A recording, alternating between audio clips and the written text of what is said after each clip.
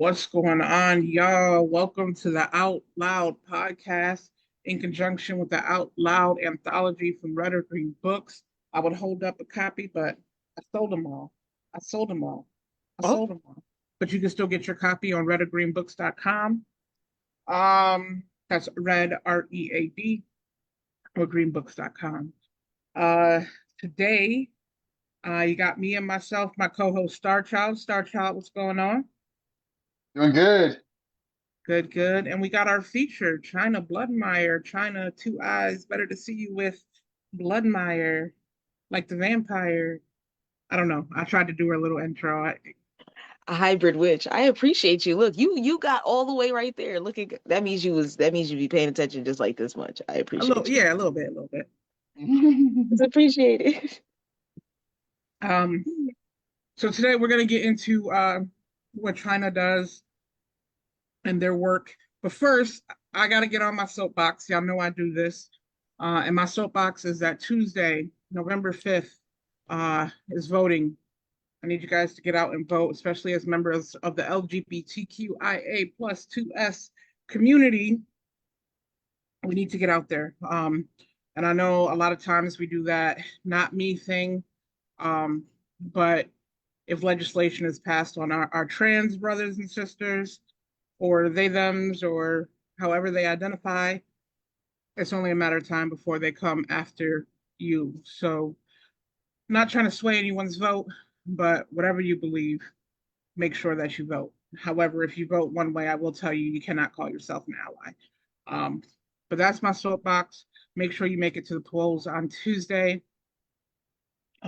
There's a lot riding on this election, not only just rights, the genocide in Gaza, that's really been messing with me. I don't think we have an answer Yep. to it with this election, but all we can do is vote and try to make a change somehow. Right. That being said, um, today again we have China Bloodmeyer, uh, a and I may have self-proclaimed queer, but I feel like they have told me before that they were queer. So, what are your pronouns, China? I don't want to mess it up. Um, to answer that full on, I'm gonna just say she, her. Outside. She, her. Yeah, she, her outside. But yeah, I am Aaron as fuck. Yeah, like, yeah, very, very. I feel like that is, yeah, I am 100 million%. It's just everything that you just said. Sorry, had me in a Mm. space of like I've thought about all the individuals that I've dated. Um, so yeah, yeah. Yeah. Sorry. Put me in a space of like I got a couple days, bro. Like that's it, that's all. Yeah, I Um, don't I don't remember. I mean, other than the like 2020 election, I've never had an election be so like anxiety inducing. Oh my God. I don't I can't agree. and I feel like I'm being gaslit. You know what I mean? Like I feel like maybe I'm the dumb one. Like why don't I understand it? Because everybody else is so gung ho, and I'm just like, No, huh? I don't usually speak on anything political. Mhm. So I will refrain from doing so 100% into this particular, like, you know what I mean? Yeah, yeah, yeah, yeah, But yeah, my views have been the way that they are since I was 9 years old. And Mm. I've wanted to relinquish my citizenship actually for that period of since then, and I still want to do so now. Um, Hmm. and so I do agree when it comes down to the feeling gaslit. I remember a lot of things. I was in third grade when the tower situation happened. I was very conscious at that age. I was conscious prior to then. I'm still very conscious now. And the mindset that I've always had when it comes down to where we live um, has never been, hey, I'm for where I live. I come Right. from a family of people that were not born in this country at all. So to be first generation here or like half second generation half first generation because like half of my uncles and aunts and parents were like born in another country and the other half were born here. So it's like a mixed situation.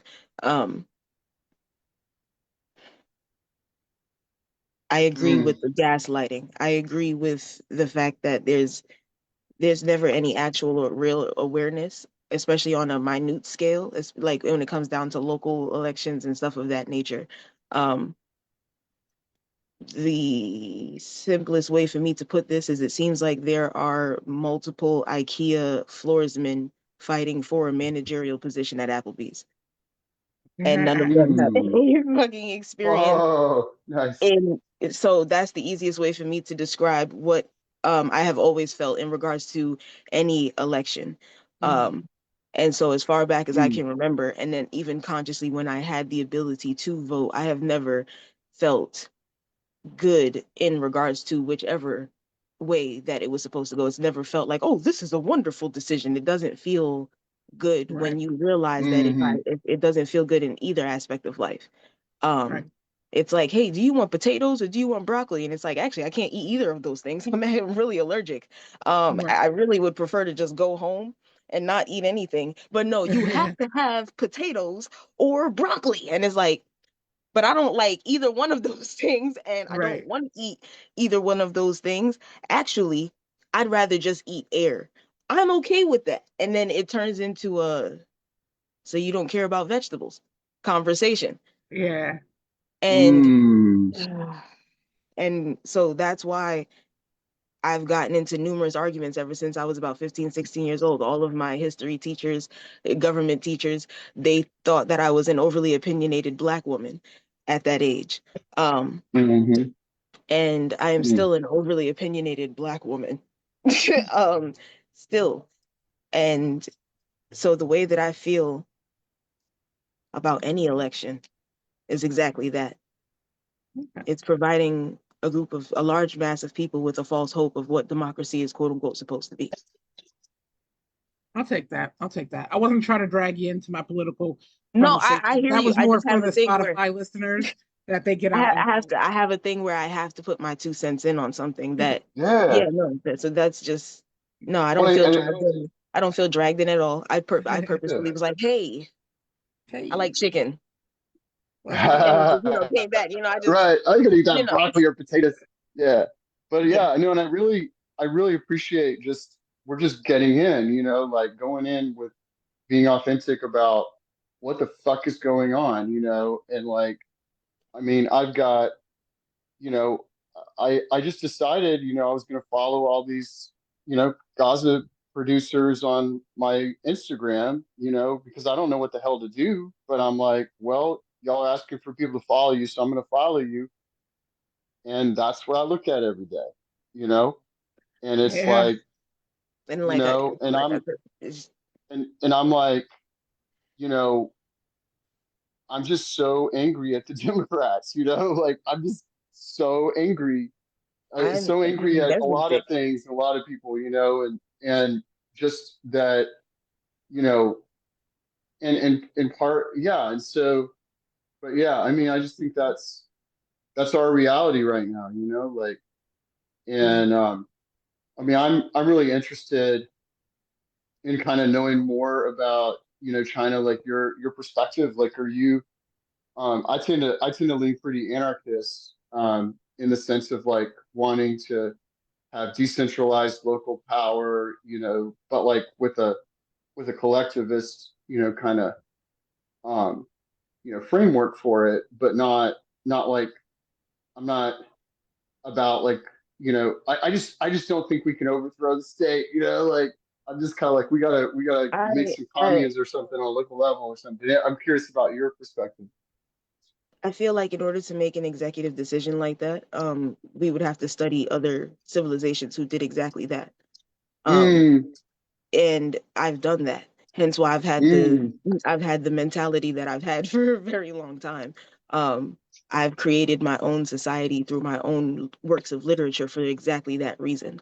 Um, mm, and when it comes down to like what you said, quote unquote, dismantling things,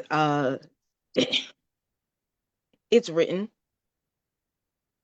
It's written because we have the ability to do it. It's just people feel like they're going to be alone. Someone asked me recently, why do I feel like things haven't changed? And I said, I don't think people are angry enough. No one is angry. Right. No one is Right. angry enough. And I don't know what's going to take for people to be angry enough. Because I've been Right. angry my entire life and I've been falling on deaf ears my entire life. And so for people to be like, Mm, oh, this is the reality of what's going on right now, it's like, no, this has been going on since before then. yep. This has been my Yep. reality my entire life. I grew up in New York Right. City. You feel me? Like this is what reality has always been. I am a young Black woman. Right. And despite what my face looks like, I am over the age of 30. And my reality Mm, has been this. My right. grandmother is still, my grandparents are still alive. My grandfather was 27 years old when Martin Luther King was shot. My grandmother was 17 years old and they still chilling in New York. You feel me? They're still here. Mm, And so yep. for people to say that, oh, this was so long ago, or for certain things, like, and I'm only bringing up MLK as a very blanketed, generalized statement as to how this shit is Right. not, this is not a, what's it called? This is not something that's happening right now. This is Right. something that's been happening. My grandfather didn't have certain abilities, and he's watching those things happen all over again, or the ability Yeah, or the history possibility of repeats certain itself. things. Yeah. And so the only way Right. for you to have no repetition or no pattern, like when the only way for you to disrupt the pattern is for you to identify it. Hmm. And it's like the only way for you to identify it is to put that situation in a therapeutic state where you are, you're bringing awareness to what's the problem. Right. Um, And I think that the hardest person or the hardest group of people to get into therapy is your parents. Yeah. So, of course, your country is not going to go into therapy. Right. A I good place to mean, yeah, it's like I totally agree with you, and it's kind of like, I mean, I don't know, but Oh, I mean, I guess the thing that I wonder about is like about being angry enough. The thing I wonder about is like, I mean, I hate to say this, like, I don't want to manifest anything, but like, if fucking asshole wins, then I mean, he's gonna blow up our economy. Like, it's gonna like there's gonna be like supply line issues. Like, people are gonna like it's gonna be crazy chaos. And he tries doing all this gimmicky tariff stuff and whatever. And I don't know. I mean, I guess like the silver lining is like I think that might actually put us in a revolutionary situation. Like, I don't think much can, because we've got like all these people just sitting on their couch watching sports and shit, which was like such a genius invention to have, spectator sports just like take over. Anyway, I'm sorry, I'm stoned, so I'm rambling. It's your interview. I mean to be all like, going on a soapbox and everything, but yeah, like I really want, like, I'd love to learn more about, you talking about like, creating the society, and yeah, I really, I really resonate with that. Like everything Yes. that you're saying. So, China, for those that don't know, is the current Grand Slam champion out of Pittsburgh, PA. But not only are they a poet, um, she does have a collection of books. With the community is the Blood Myers, if I'm correct, right? and family is. Yes. Can you talk about that a little? Oh my. That goes back to long, long, long, long time ago. I started writing about the Blood Myers probably, I want to say in fifth grade, going into sixth grade type of energy. That was the first time that my family was homeless. Um, by other family. So it was like a familial situation that put us in that state. And so this is my adult mind looking back on it now to be like, I think that is why I started writing about those people. I wrote about or created a group of individuals that I actually liked and wanted to live with, quote unquote. Um, it was back then that I started role playing. And I don't mean in a BDSM situation at that time. But it was back then, and I started role playing. I did text-based RPGs, role playing type of energy, where we would go back and forth with various story types, replying to one another after we or created a setting together in a particular world. Let's say you wanted to be a werewolf, and I wanted to be a vampire, and Star Child wanted to be a fairy. And next thing you know, we were just three cool Mm. people writing a story together. And it just so happened that we all three living as roommates, I don't know, in New York City. And now you're a barista, I work at IKEA, and Star Child works at the library. And we're just and that's how we would create that little story together. That's Oh what I my used God, to that do. sounds amazing. That just came off the top of it real quick. I don't know where that came from, but that was that was what I was doing as a kid. And Wow. my base setting was the Bloodmires. So there are five of them. China being the quote unquote head of the family. I am not China. My name is Tiara. Hi, nice to meet you. But I do carry China as my quote unquote persona when I'm outside. She is the only lady in the family. So we have China Bloodmire, and then Oh. under her there are twin brothers named Saji and Kashmir, and then there are two younger brothers named Aiden and Kaname. And so all of them are completely different individuals. You can tell that they're related because they do enjoy similar activities the same way that you would with your siblings, but there's things that y'all just do that is just your own thing. They all have different mannerisms and their own likes and dislikes. And whenever people ask me questions about them individually, those individuals are answering on their own. um, After many years of doing this and living with these people, mentally speaking, and writing about them, they've been married to so many different people. They've been in so many different scenarios that people like they've lived. And I've come to find out that this is potentially possibly called tulpamancy, which is a Mm. very old ancient practice of in a sense, I want to say giving it the most watered down explanation, giving your imaginary friends the ability to actually be people, or they end up becoming people Mm. through the life that you've given them. And the Bloodmires are exactly Wow. them. I created the country that they come from. It's called Leftaria. Um, Wrote about that back in 2013 was the first time I believe that I wrote about Leftaria. Um, and I wrote that they have been around since 3313 BCE. Back in high school, I studied and still do even now. But back in high school, it was heavy is when it started. I was introduced to, the Stone Age and the Bronze Age, the Aztecs, the Incas, the Mayans, the Mesopotamians, and looking into those civilizations and cultures is what helped me craft the civilization and culture behind Leftaria itself. Um, Mm. and so they have a mixture of a Mesopotamian and an Aztec, I want to say civilization. They have city states and stuff of that nature. In Leftaria, the agriculture is something that I pay very close attention to as they live in a rainforest type of climate. But it is a magical place that was put here, basically. It's a sentient island, Mm. Leptaria. It was put here by a group of gods. Their mothers are the energy of a different moon and the energy of a different earth. And they came Mm. together and they had a baby and they were not supposed to. The other entities in their area were angry about that and told them to discard of said baby. And the baby was Leftaria, like I said, a sentient island. And so they put that Ooh. island in a different realm, which is here. Hmm. And so Whoa. um, that island was a quote unquote lone empty space for quite some time. And the other entities ended up finding it. And then they set it on fire.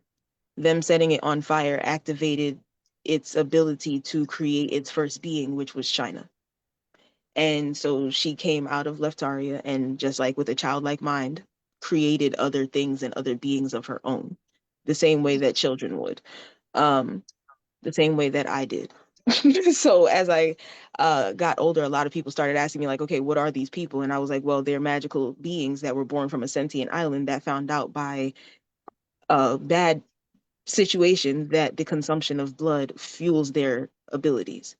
That's the easiest way for me to basically tell people what they are. They are hybrids, and that's it. That's all. With ancient knowledge, and they used to trade their ancient knowledge with other ancient civilizations for other things that would help further progress their civilization. I hope that answered the question of what the hell the Bloodmires are. It does. It does. 'Cause that is so rad. Like, wow.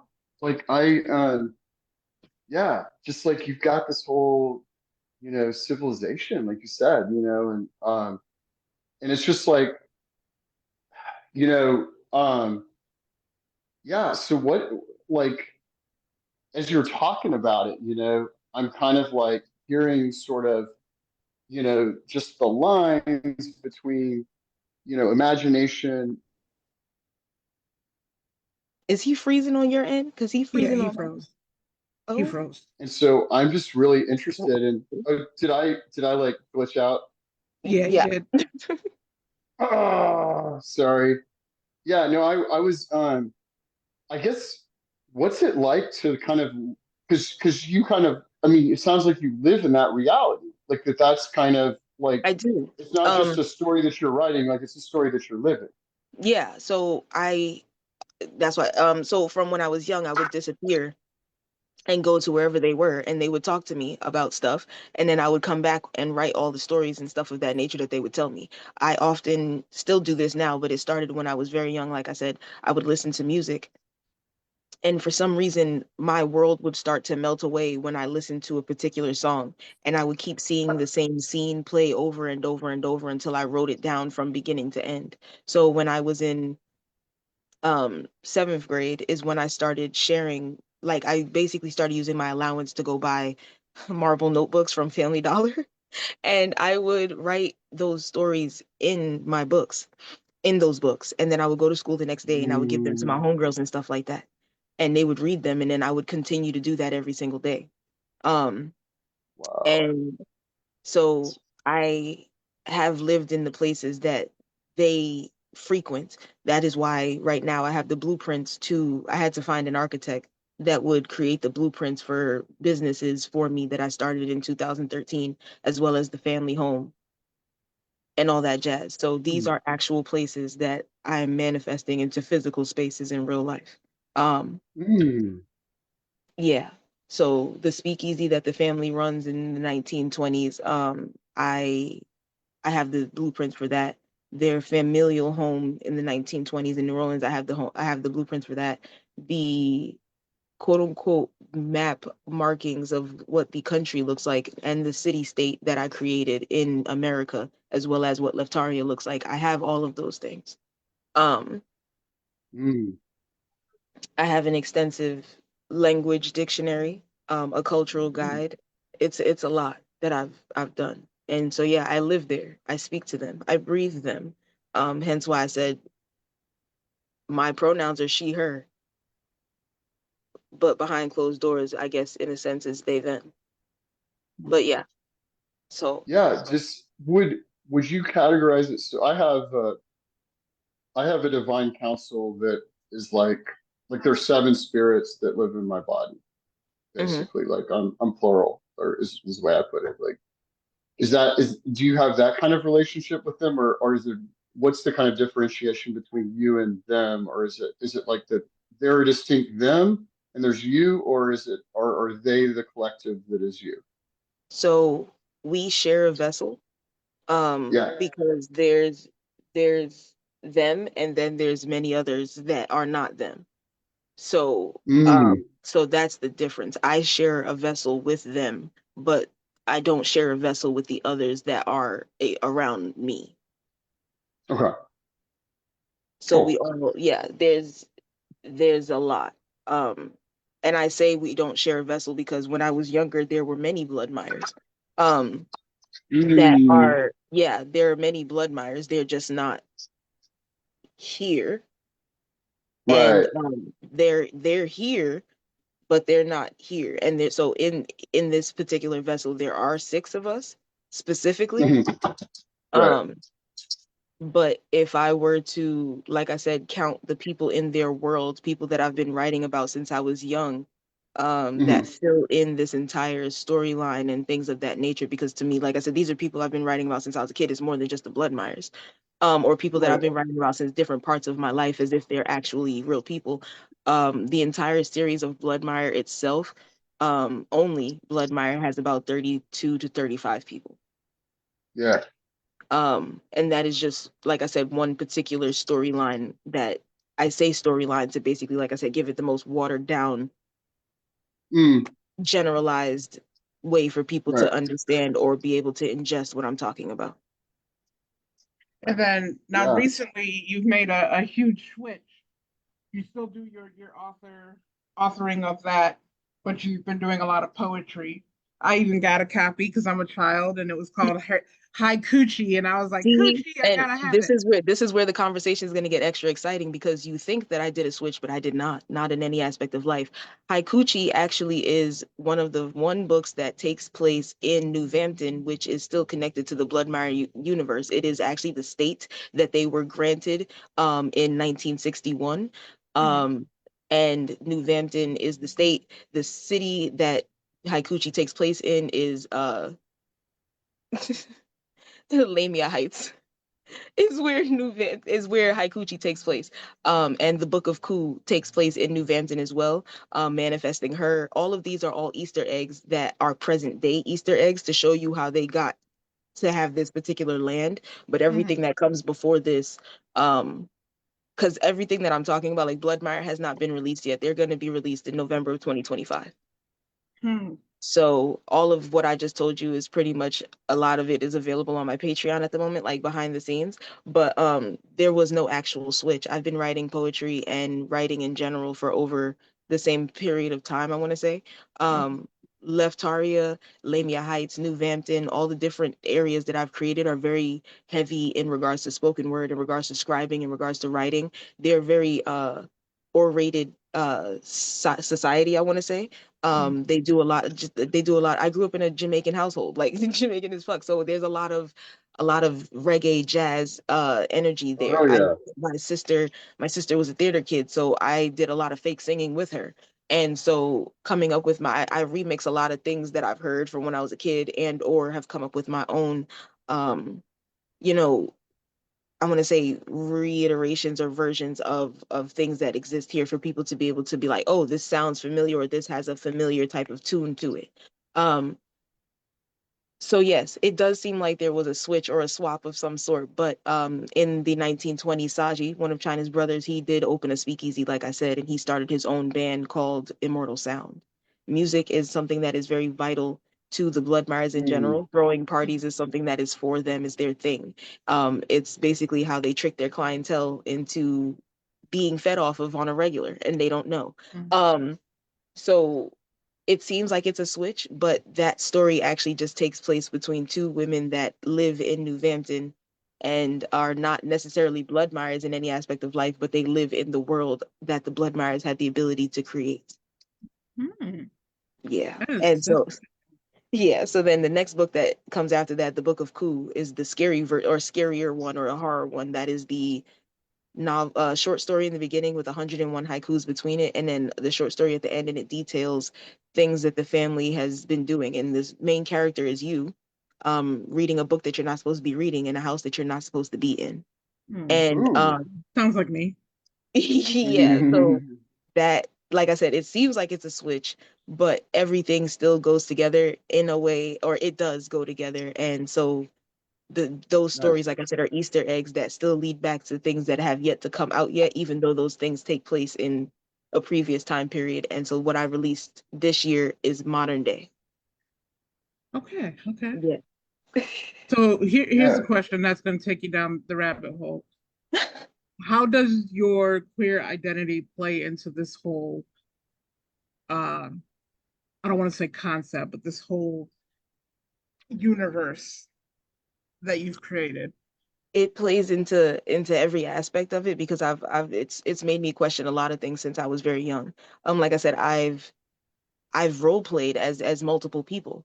And embodying male characters versus different female characters is obviously something that you should probably be like, why is this something that I'm doing and then doing it well? Like, what is this? And so uh I had my first girlfriend at the age of like 14, 13, 14. And then I dated various types of individuals since then. And now, like I said, I'm 31 now. And my my sexuality has played a vital role in every aspect of it because different family members have different things that they enjoy. China Bloodmeyer being the Avuna, aka the leader of the country that they come from, she has always had the ability to have what she wants or what she prefers. So she has never had a bar on her preference. That's just how Leftaria was ran, or in her head, that's how it has been. Um, Her brothers Saji and Kashmir have always had a preference for a more feminine female type of energy in person.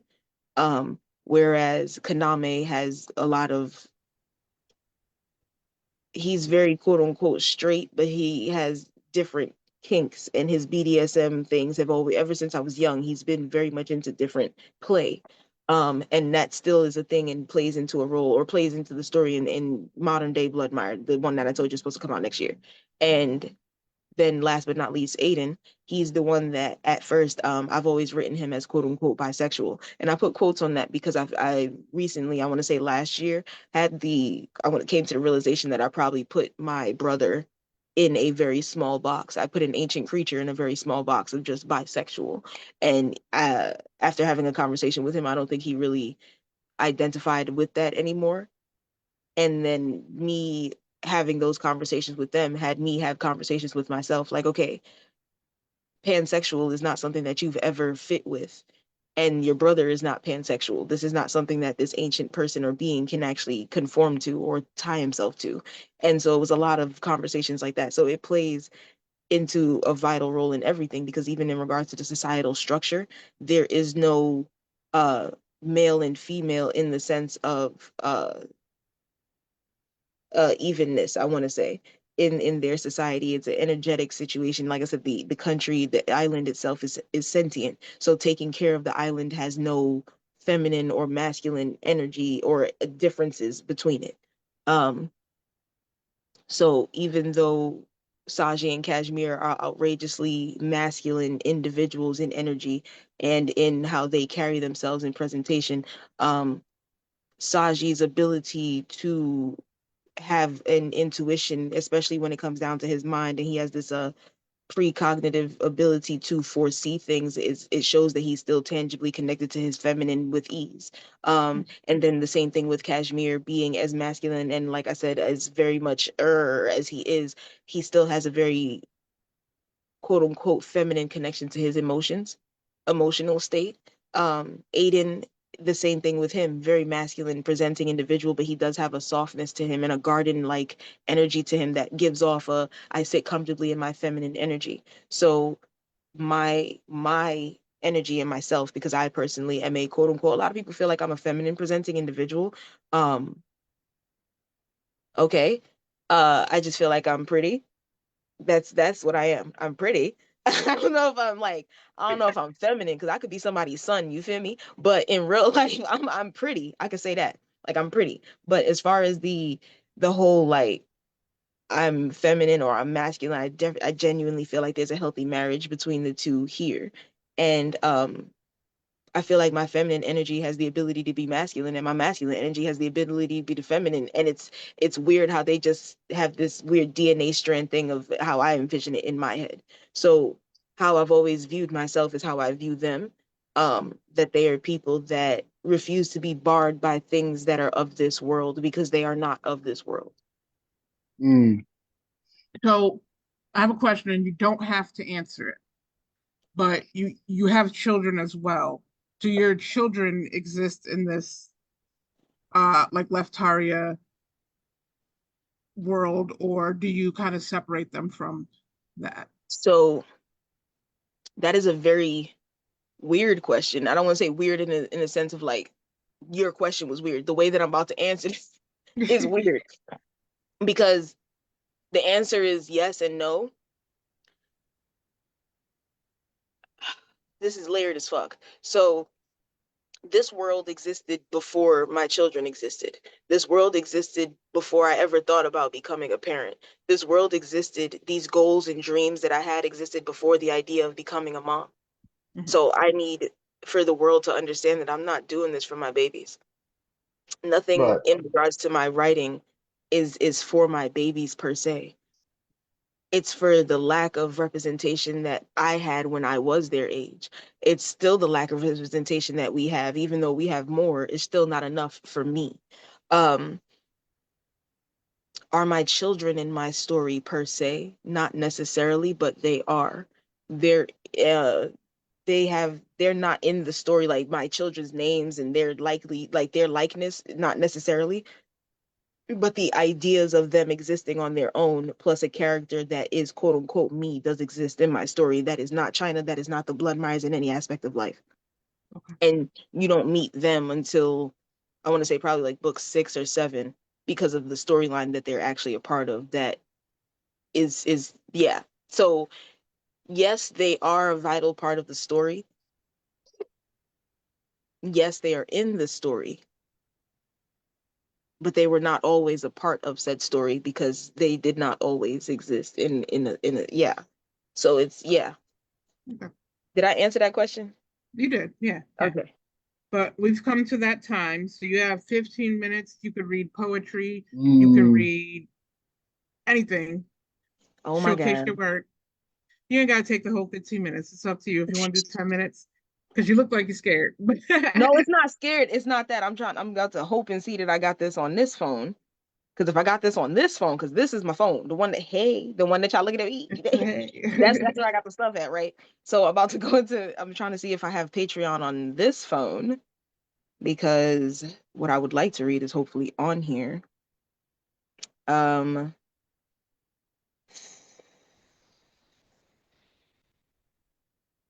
yeah. So like I said, the first 8 chapters of Bloodmire is on my Patreon. So I'm excited to have, like, I'm excited. I'm excited to just dive into everything that I do. I'm not exactly sure what, like, am I, yeah, which what you call it? If I should do poetry first, because like I said, certain things kind of just go with each other, but they're all yeah, let me see, because I have poems that talk about weird shit around that time period, but aren't actually having to do with what's over there. Um, okay, so what I'm gonna read right now is a poem called Posse Erasure. Okay. Um, and this was a prompt actually, and this is what I mean by things just activate in my brain and make other shit start writing that have nothing to do with nothing, and I still make it come back and turn into a blood mire situation. Um, so let me tell you a story, and trust, it's gonna get gory. I might have to chill for a little in purgatory. I once had to silence 4 women. Wait, wait. Everything was cool in the beginning. Many nights of slow whining and fish skinning, jerking chicken in the kitchen with cool waters for swimming. Until they pushed limits that resulted in me standing over their bodies, the erasure of a posse. Now they sliced up like salami, their screams sharper than harpies, wishing they had chosen better hobbies. On the night of the eclipse, dried, stitched lips, too many emptied clips, legs spread open with broken hips, necks cracked like whips. One taste of her, my speech slurred. In her own blood, the second one was submerged. My vision blurred as the third one burned. Number 4, everything she got, she deserved. All of them silenced, I got the last word. Now I'm cold and full of dread. I'd rather y'all dead. I said what the fuck I said. So that is that piece. Posse Erasure, which is sounds crazy. And like I said, doesn't have anything to do with Bloodmire in real life, but it does. Um, so I want to read to y'all. I'm gonna read chapter 2. Actually, I'm gonna make you choose, Shocky. Do you want to hear chapter 1 or do you want to hear chapter 2? Chapter 1 I want to is hear what's on your heart. because, like, I don't know. That's why I'm giving you the option, because my Gemini brain be like, and I'll be over like running. Chapter 2. All right, Chapter chapter Chapter 2. 2. I'm just picking. there. Thank you. All right. Shit. All right. So chapter 2 is called Death Has Arrived. This is actually a really good chapter because it shows, I guess, or showcases the different characters and how they speak to one another. Um so Death has arrived. New Orleans, January. The SS Belle was a luxurious ocean liner that catered to hundreds of passengers monthly. This burgundy and white vessel screamed comfort, class, and affordability. Grand winding staircases, shiny oak pillars, and gold accents filled the interior. It was a beauty, though it lacked in size. Crystal chandeliers adorned the high ceilings, and the decor and feel of the ship was extraordinary, sensual even. The state-of-the-art kitchens and dining areas were almost always full. The food and drinks available satisfied the richest of men. Bursts of laughter, cheerful music, and the sounds of glass breaking could be heard from the deck above. The waves were calm tonight, and the gentle rocking that it provided the boat was soothing. The full moon was high in the sky, slightly hidden behind thin clouds. Saji Bloodmeyer stood about 6'5" and was muscular but not overly bulging. His complexion was as smooth as chocolate and dark as night. His locks were of medium width and reached the middle of his back. Most of the time they were kept out of his face by tying some of them together behind him. He was wearing a black button-down shirt that exposed the top of his chest. It was tucked into a simple pair of black slacks, paired with comfortable shoes that he would most likely be tossing the moment they hit land. A black coat was loosely draped over his shoulders. He had one ear pierced and a small gold hoop adorned it. Saji stood over a railing, staring down into the darkness. They had been on the water for almost 3 months now, and after the bullshit, he wanted to put Jamaica behind them. He gently closed his eyes, his breaths deep and mindful. For the first time in months, the water was drowning out his thoughts. The scent of fresh-baked salmon filling his nostrils, bringing back thoughts of home. Memories of his family taking turns cooking various meals.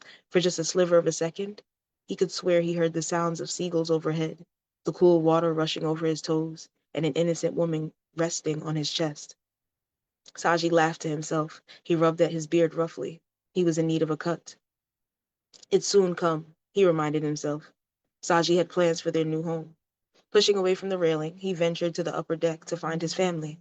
His shoes creased with each step, his mind riddled with worries. Saji scanned one half of the deck before his ears perked up at the sound of his sister. "Leave me alone." China's voice was feminine but rough. Her accent seemed to stem from the Caribbean, Jamaica to be exact. The more she spoke, the more one could hear something of another accent under her tongue. China was petite and very curvy. She had thick thighs and a rather large backside. Her skin was golden brown and often glowing. China's locks were the shortest in the family, reaching her shoulders. Dark brown, luscious and thick like strands of midnight. Though she appeared young in age, her energy seemed to hold the wisdom of ancient trees. She had strikingly dark and slightly hooded brown eyes and full lips with a cupid's bow. China's nose was on the broader side, rounded at the bottom with a delicately pierced septum. "It's simple," Kaname continued, eliciting a groan from their sister. Saji could sense an argument brewing as his eyes darted between China and Kaname, their younger brother. They were locked in a death glare as Kaname stood over her. China scoffed as she rested back into an immaculately designed chair. Saji was sure she had brought it up from the lower deck. "Where did you—" Saji didn't even bother to finish his sentence. "You can't just move the people them furniture." He shook his head only to receive a pout from her. "I've been here all night and no one has said a word," she said with a roll of her eyes, and Kaname waved off the conversation, interjecting. "You killed her," he said as more of a statement than a question. "I'm done with you chastising me," she fumed, slamming her hands down on the wounded arms of the chair. "I've said my piece already, Kaname." China spoke through her teeth, and Kaname rolled his eyes in disbelief. "You ain't said shit since you been up," Kaname retorted with a smirk.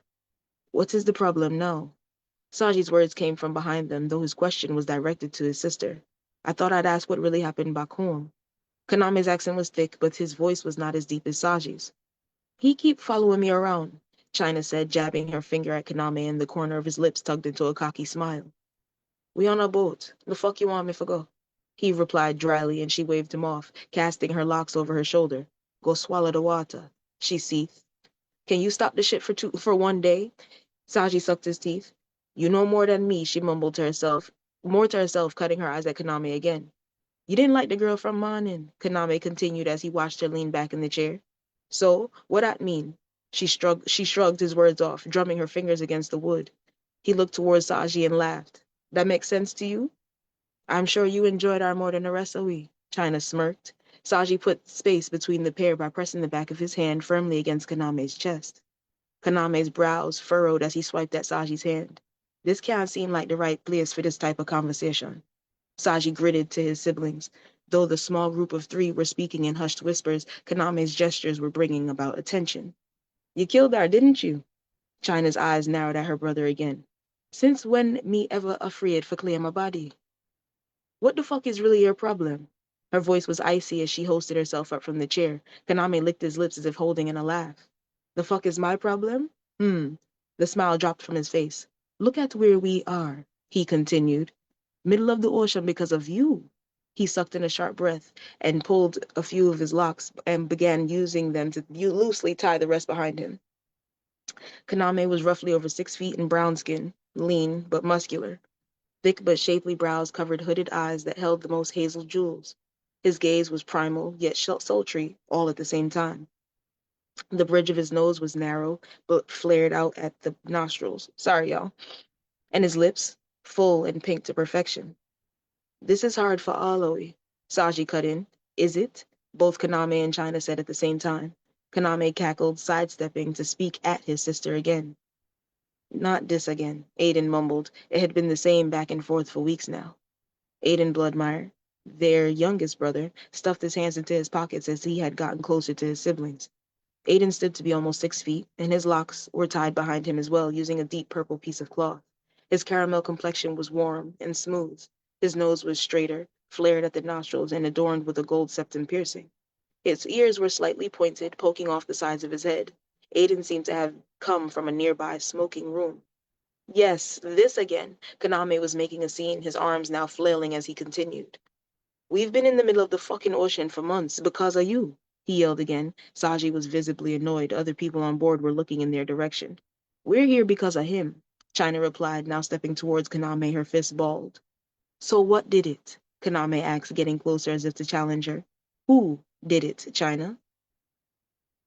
Kaname seethed, his words full of anger and resentment, visions of that day replaying in her head. The blood, the screams, the creatures. China closed her eyes tightly, shaking the thoughts from her head.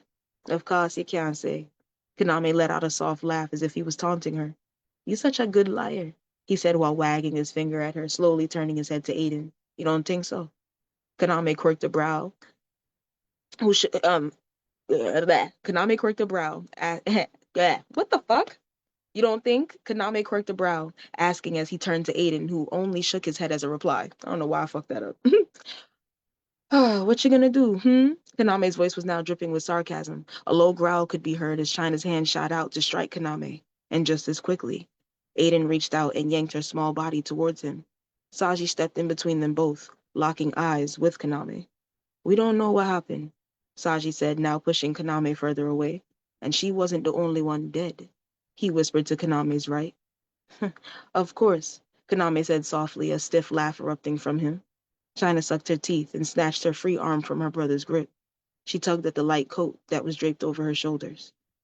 Saji and Aiden had to break them up several times over the last few weeks, and she was fed up with the bickering, the running, the flashbacks of that day, all of it leading up to this.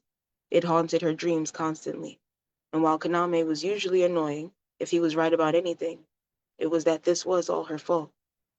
From the moment China awoke from her deep slumber, as Aiden had called it, Kaname had been angry about having to leave Jamaica. She glanced down at her chest, and though the vine-like marks had faded, she still had yet to gain back her full abilities. Mr. B, a man's voice rang out, filled with urgency, and Saji's head snapped towards it. The family's demeanor changed as a young gentleman approached them with quick steps. Whisking his hat from atop his head, slightly out of breath, he took his time before he began speaking in hushed whispers with Saji. They seemed to be catching up. The boat is ready for you now. That was all China caught as she watched the exchange quietly. The younger gentleman led the family through a series of corridors, stopping in the stern of the ship. They all piled around the edge, staring down. Sirs, he looked down at the pocket watch. We have to worry. The captain is going to steal the boat for less than 10. Aiden stepped down into one of the free-fall lifeboats on the side of the ship, the young man following right after him. They both helped usher China into the boat, allowing her to settle herself. Kaname moved forward, and suddenly an oar was pressed against his chest. Since you had so much energy earlier, Saji began, and Kaname sucked his teeth. You can help the man row, he finished, seeming to be vexed, keeping space between him and China. We got about 2 or 3 hours of rowing, the man called to Saji, who gave him a sincere smile. I highly doubt that, Saji reassured him as he and Kaname clambered in. The holdback was released, and the medium-sized boat soon settled in the water. Saji retrieved a few slips of worn-colored paper from his pocket. 1X, Aiden asked as Saji attempted to get comfortable. Yeah, what we doing now? Kaname asked as he and the man matched rowing with ease. Saji began to scribble slightly on the papers, flipping through the sheets. We get to the lake. Soon, the SS Bell disappeared in the distance. And that's the end of that. Damn. Was that the whole amount of time? Hopefully that was the whole amount of time. Was that the whole amount of time? Yeah, that was it. You got there. You got there. There you go. That was very the imagery. It made it like a little movie in your head, you know. I Oh liked yeah, it. I was there in the boat. Like I was, yeah, I was just Who they totally. kill? Who they kill? That's why you should have chose chapter 1. Oh, that's some Mm. bullshit. Okay. To answer your question, nobody. Oh, okay. So nobody killed anybody. But that doesn't mean that somebody didn't get blamed for somebody dying. Yeah. So, yeah. China didn't kill anyone, but she is being blamed. The synopsis, it's not the synopsis, but the book blurb when you're in Mhm. when you're in the bookstore. Let me see if I can find that, because that should be, yeah. It's short as hell. Sorry, just for 2 seconds. A stroll in the forest, a heated argument, a severed head. China's from a family that has powerful magic, but not even they can save her. Even after moving to New Orleans, she's still haunted by nightmares, death, and a curse that broke her family. Fixing it and repairing the damage now seems impossible, especially when her family's secret is a breath away from being exposed. Enemies come crawling out of the woodwork, murder veils everything in the city, and unshakable curses spell death. China must do everything she can to remove her root before it ruins her while fending off threats she never thought she would have faced. The only problem is no one has seen a curse like this before, and she's running out of time. And what caused all of this? A stroll in the forest, a heated argument, and a severed head. I like it. I like it. I Yeah. like it a lot. Um, Very excited that we got to sit down and talk about this. Yeah, get your dance on. Get your dance on. I was Um, nervous, but oh, don't yeah. be nervous. Um, so thank you so much for coming on. Um, Everyone out there in Facebook land, YouTube land, Spotify land, go out and support China with the um, book she has out now, the House of Coup, The Book right? of Cool. The See, you Book of still stuck Coup. in the house. You still at the house. She like, look, So, that's me. I'm reading that book in the house that I ain't supposed. You just want to be in the house, Shocky. She always just, the Book of Coup and Haikuchi, their brother books. yeah. Um, and yeah, other ways, get on that Patreon, get to learn about what's going on over there. There's a lot. Um, if I wasn't broke, I'd be on there right now because I need to know what's going on. Yeah, because you was like, so who? Like, you just wanted to get to the end. She said, so who killed who? Because that's Yeah, crazy. yeah, What I'm happened? bad. I'm bad with books, like those type of books. But when it becomes a movie, because I know what's going to, I'm gonna watch it. There's people who are like, this shit sound like it's about to be a video game, and I'm like, well, damn. Like, it would only seem fitting that the video gamer would make a RPG, right? I guess I Could need be a to. video, yeah, could be a Yeah. video game. So yeah, thank you so much for having me. This was awesome. Yeah, absolutely. Yeah, thanks for sharing your universe. Like I'm so inspired by it, like Oh, and just the implications for, because I had a world when I was a kid, and I kind of put it on a shelf. Like I literally had a planet that I was from, because that's why I'm the star child. Like I'm from a different galaxy, you know. And so now I'm like, oh, maybe I should go back to that. Like and maybe you actually should like go visit them and be like, hey y'all. me Make sure they don't like because throw we eggs at you or something. But like, yeah, we had these wolf people. Like I was raised by these wolf people on my planet. See, And I never told you. I maybe haven't told anyone that, like, since I was 9, you know? like no, maybe you need to go back and say hello and hope that they don't be like, why you came back? You done left us anyway. Like maybe you gotta, Ooh, yeah, you gotta okay, write okay, them a letter first or yeah. something. Be like, dear Mr. What? President, Right, like just right. Okay, fair, write a letter fair. I first before you received that. just go back over there. Okay, okay. Yeah, yeah. That's cool. Yeah, but this is great. Thank you very much. I'm done with y'all. But yes, thank you both for showing up. I don't know what's happening next month. We'll do something. We'll have someone. Again, everyone out there, make sure you go vote on Tuesday. Um, I don't care who you vote for. Just make sure that you put your voice out there. Because when I burn this bitch down, never mind, never mind. But I don't want to hear I didn't vote. Is all I'm saying. When this shit starts to burn a little bit. But again, follow your dreams. Again, we're here promoting queer authors, poets, writers, creatives, and it's been a good journey this year. This year we've highlighted now 11 artists, amazing artists, creatives, that are all a part of our community, and I'm very thankful for that. So yes, get yourself a copy of Out Loud from RedderGreenBooks.com. Get you a copy of The Book of Ku and Haikuchi. And when that other series comes out in 2005, 2025, See, go so get yeah, I'm supposed to be dropping 2 books in December, but next month. no, yeah, and and so by the end of this year, I should have 5 books out, and by the end of next year, we should be at 11. But Ooh. And so here I yeah, am struggling to get this chapbook together. listen, man, this is what happens when you've been writing since 1910, and you're finally like, let me read this shit back. This makes sense. That's what's happening at the moment. This still makes sense.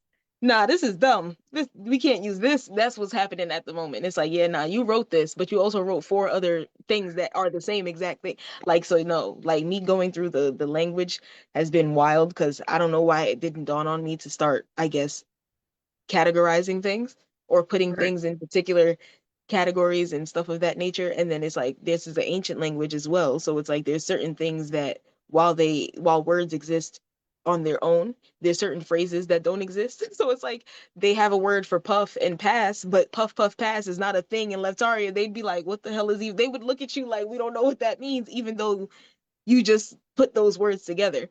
right, And I have like, let's say in the dictionary right now, there's like 3 different ways to say ocean. And I'm like, that is not, that's, we gotta just, we just gotta pick one. Like, so I'm just scrolling through pages and pages and pages and pages of words. And I'm like, bro, you have 3 different words for sky. You got like 2 different words for things that like rock, shit like that, like simple stuff like that.